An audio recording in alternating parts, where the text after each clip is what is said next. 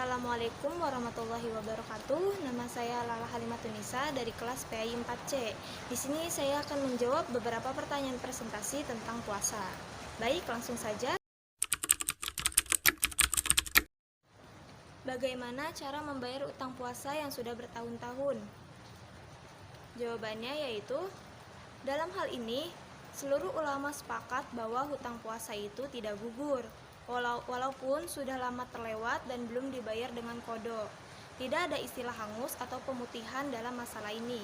Bahkan hutang puasa ini tidak boleh ditukarkan menjadi bentuk lain seperti sedekah atau memberi makan fakir miskin selagi kita masih dalam keadaan sehat dan mampu berpuasa. Niatkan puasa di hari Senin Kamis atau puasa Daud sebagai puasa pengganti untuk membayar hutang puasa yang sudah lama tertinggal hingga bertahun-tahun lamanya. Maka bila kita masih sehat dan ada usia, segeralah bayar utang puasa qadha tersebut secepatnya. Lalu apakah cukup puasa qadha saja atau ada denda? Yang pertama, menurut jumhur ulama, membayar denda fidyah.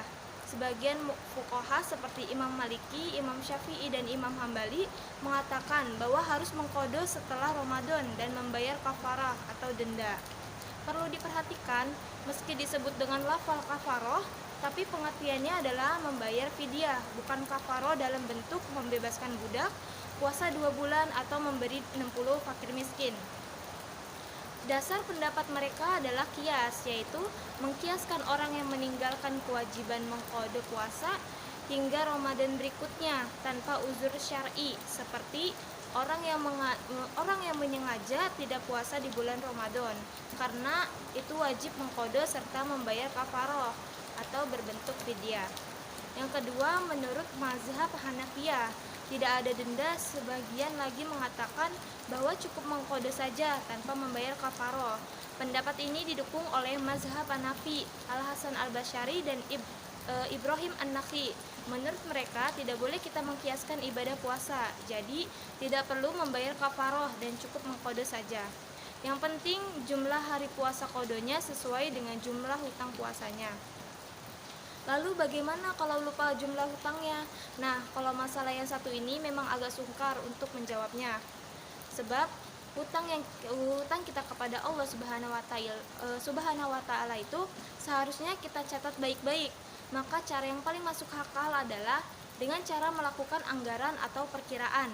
Cara ini biasanya dilakukan oleh lembaga profesional untuk menaksir kira-kira nilai suatu aset. Biasanya perbankan menggunakan cara ini untuk menaksir nilai suatu aset yang dijadikan jaminan. Walau dalam bahasa fikihnya kita boleh pakai istilah ijtihad. Maksudnya yaitu orang yang berhutang ini dipersilakan untuk berijtihad, untuk menghitung-hitung sendiri sesuai dengan perkiraannya. Namanya cuma perkiraan, tentu tidak 100% tepat, tetapi setidaknya ada dasar-dasar pijakan yang boleh dijadikan rujukan dalam mengira-ngira jumlah hutang puasa. Katakanlah misalnya dalam sekali Ramadan ada kurang lebih dari 50% hari yang ditinggalkan tidak berpuasa. Maka kalau selama berturut-turut 5 tahun hal itu terjadi, kita boleh hitung dengan mengalihkan 15 hari selama 5 tahun. Hasil totalnya adalah 75 hari. Jadi kita harus mengganti puasa tersebut 75 hari. Apakah buang angin saat berendam dapat membatalkan puasa? Jawabannya yaitu, sebelum kita menjawab tersebut patut kita pahami terlebih dahulu bahwa hal yang pasti terjadi pada saat membuang angin adalah adanya udara yang keluar dari saluran anus. Namun terkadang juga ketika membuang angin dalam air, terdapat sebagian air yang masuk ke dalam saluran anus ketika selesai mengeluarkan udara. Berdasarkan hal tersebut, maka ketika seseorang yang sedang berpuasa membuang angin dalam air, lalu terasa olehnya ada cairan yang masuk ke dalam anusnya, maka hal tersebut dapat membatalkan puasanya. Sedangkan ketika tidak ada cairan yang masuk ke dalam anus, maka puasanya tetap dihukum misa. Ketentuan hukum tersebut sama halnya dengan permasalahan lain, yaitu tatkala seseorang yang sedang berpuasa melakukan buang air besar, lalu di pertengahan mengeluarkan kotoran, tiba-tiba ia memutuskannya dengan berpindah posisi, sehingga akhirnya terdapat kotoran yang sudah keluar masuk kembali ke dalam anus. maka hal demikian dapat membatalkan puasanya. Sebab berpindah posisi pada saat buang air besar adalah hal yang tidak perlu untuk dilakukan. Penjelasan hukum ini secara tegas disampaikan oleh kitab Hasyisyiyah Al-Bujairi Rami ala Al-Khatib. Dapat disimpulkan bahwa membuang angin dalam air hanya dapat membatalkan puasa tatkala seseorang merasa bahwa terdapat air yang masuk ke dalam anusnya. Ketentuan ini berlaku untuk kasus berendamnya seseorang dalam air bukan karena aktivitas sunnah atau wajib, melainkan hal yang mubah, seperti mencari kesegaran atau sejenisnya. Dalam kasus aktivitas yang dianjurkan atau mendesak, masuknya air yang tidak sengaja termasuk hal yang ditoleransi alias tidak membatalkan puasa.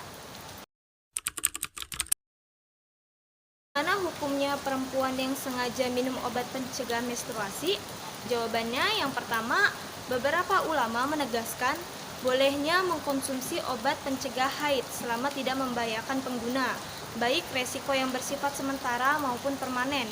Menurut Imam Ibnu Bas, tidak masalah bagi wanita untuk menggunakan obat pencegah haid menghalangi datang bulan selama bulan Ramadan, sehingga dia bisa berpuasa bersama kaum muslimin lainnya. Dan jika ada cara lain selain konsumsi obat untuk menghalangi terjadinya haid, hukumnya boleh selama tidak ada hal yang dilarang syariat dan tidak berbahaya. Yang kedua yaitu bagi wanita yang mengkonsumsi obat anti haid, dia dihukumi suci jika benar-benar kering tidak ada darah yang keluar. Akan tetapi, jika dia setelah menggunakan obat pencegah haid masih keluar darah, maka dia dihukumi haid meskipun darah yang keluar sangat sedikit. Lalu yang ketiga, tidak dianjurkan bagi para wanita untuk menggunakan obat pencegah haid, sekalipun untuk tujuan agar beribadah bersama masyarakat, karena sikap semacam ini kurang menunjukkan kepasrahan terhadap kodrat yang Allah tetapkan untuk para putri Adam. Yang keempat, sejatinya wanita haid masih bisa mendulang 1.000.000 pahala selama Ramadan, sekalipun dia tidak berpuasa dan tidak sholat, karena tidak semua ibadah dilarang untuk dilakukan ketika seorang wanita mengalami haid. Sekian materi yang dapat saya sampaikan, kurang lebihnya mohon maaf. Sebab al-insanu mahalul khata wa nisyan, manusia itu tidak luput dari kesalahan dan kekhilafan. Wassalamualaikum warahmatullahi wabarakatuh.